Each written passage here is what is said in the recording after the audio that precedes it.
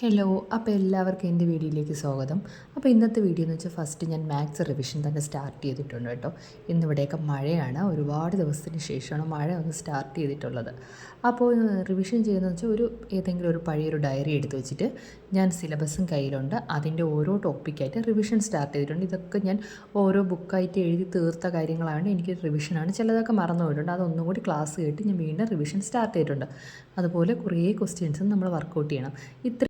LDC 2027 prepare ചെയ്യാൻ വേണ്ടിയിട്ട് വാങ്ങിയ ബുക്സാണ്. ഒരു ആപ്പ് പർച്ചേസ് ചെയ്യണമെന്നുണ്ട്, അത് ഏത് ആപ്പാണെന്ന് ഇതുവരെ ഞാൻ കൺഫേം ചെയ്തിട്ടില്ല. ആപ്പ് വേണോ, ഞാൻ നോട്ട് പ്രിപ്പയർ ചെയ്ത് 1-2 ആപ്പിൽ നിന്നൊക്കെ നോട്ട് എഴുതി വെച്ചിട്ടുണ്ട്, അത് ഫോളോ ചെയ്താൽ മതിയാവോ. ഫ്രീ ക്ലാസ്സസൊക്കെ ഒരുപാടുണ്ട്, അതൊരു കൺഫേമായിട്ട് ഞാനൊരു തീരുമാനത്തിലേക്ക് എത്തിയിട്ടില്ല.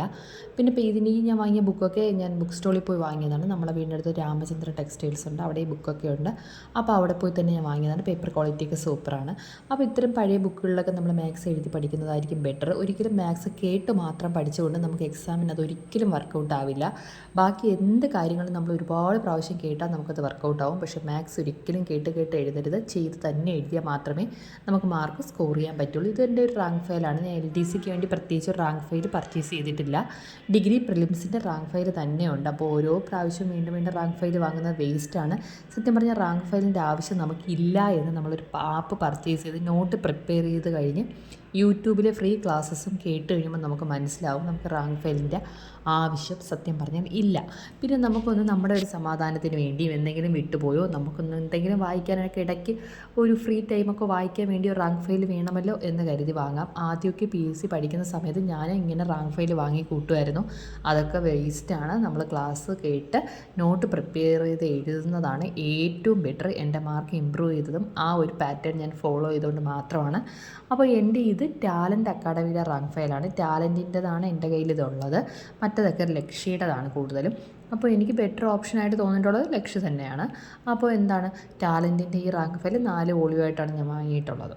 പിന്നെ നമ്മളിപ്പോൾ വീട്ടിലൊക്കെ ജോലിയൊക്കെ ചെയ്തിട്ട് കിച്ചണിലെ പണികളൊക്കെ ചെയ്യുന്ന സമയത്ത് നമുക്ക് കേട്ട് പഠിക്കാൻ വേണ്ടി യൂട്യൂബിൽ വീഡിയോ ക്ലാസ്സസ് ഒത്തിരി ഉണ്ട്. അത് നമുക്ക് യൂസ്ഫുള്ളാണ്. എപ്പോഴും കേട്ട് പഠിക്കുക, നമ്മൾ വായിച്ചതൊക്കെ പഠിച്ചു തീർക്കുക, ബെറ്ററാണ്. ഇതൊരു ഫൈനൽ ആൻസർ കീ ആണ്. 10th ലെവൽ നമുക്ക് ഒഴിച്ചു കൂട്ടാൻ പറ്റാത്ത ഒരു എക്സാമിന് പ്രീവിയസ് ക്വസ്റ്റ്യൻ പേപ്പർ വർക്കൗട്ട് ചെയ്യുക എന്നുള്ളതാണ്. കാരണം നമ്മൾ വർക്കൗട്ട് ചെയ്യുന്ന ഒരു ക്വസ്റ്റ്യൻ പേപ്പറിൽ നിന്ന് തന്നെ ഒരു 10 ക്വസ്റ്റ്യനെങ്കിലും കൂടുതൽ ചോദിക്കാൻ ചാൻസ് ഉണ്ട്.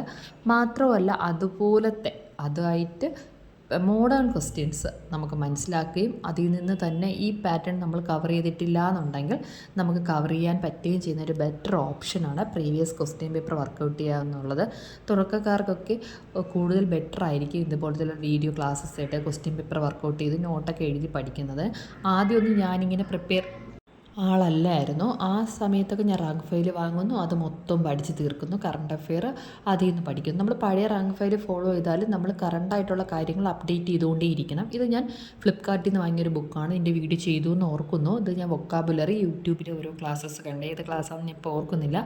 അങ്ങനെ ഒരു മാം ഇതിൻ്റെ ഒരു വീഡിയോസ് ചെയ്തിട്ടുണ്ടായിരുന്നു, വൊക്കാബുലറി ആയിട്ട് ഒരു 10 ക്ലാസ്സസ്. അപ്പോൾ ആ ക്ലാസ് കണ്ട് ഞാൻ നോട്ട് പ്രിപ്പയർ ചെയ്തതാണ്. ഞാൻ ആപ്പ് പർച്ചേസ് ചെയ്തിട്ടുണ്ടെങ്കിലും ഞാൻ വേറെ ഒത്തിരി യൂട്യൂബ് വീഡിയോസ് കാണാറുണ്ട്. ഫ്രീ ടൈം അല്ലെങ്കിൽ എന്തെങ്കിലുമൊക്കെ ജോലി ചെയ്തുകൊണ്ടിരിക്കുന്ന, കിച്ചണിലൊക്കെ ജോലി ചെയ്യുന്ന സമയത്ത് കേൾക്കാറാണ് കൂടുതലും. ഇപ്പോൾ ഞാൻ തലേ ദിവസം വായിച്ചിട്ടുള്ള ക്വസ്റ്റ്യനോ വായിച്ചിട്ടുള്ള ഏതെങ്കിലും പാരഗ്രാഫോ അല്ലെങ്കിൽ ഒരു ടോപ്പിക്കാണെങ്കിൽ അതിൻ്റെ യൂട്യൂബിൽ ഞാൻ സെർച്ച് ചെയ്ത് അതിൻ്റെ ക്ലാസ് എടുത്തിട്ടുള്ള ഏതെങ്കിലുമൊക്കെ വീഡിയോസ് കണ്ട് കേട്ട് അപ്പോൾ എനിക്ക് കുറച്ചും കൂടി അതെന്ത് ചെയ്യും, മൈൻഡിലേക്ക് വരും. വർഷങ്ങളും ആ വ്യക്തികളും ഒക്കെ, സത്യാഗ്രഹവും സമരവും ഒക്കെ ആണെങ്കിൽ കൂടുതൽ അത് ബെറ്റർ ആയിരിക്കും. പക്ഷേ മാത്സ് ഒരിക്കലും നമ്മൾ കേട്ട് പഠിക്കരുത്, എഴുതി തന്നെ പഠിക്കണം. അപ്പോൾ എല്ലാവർക്കും have a nice day. By.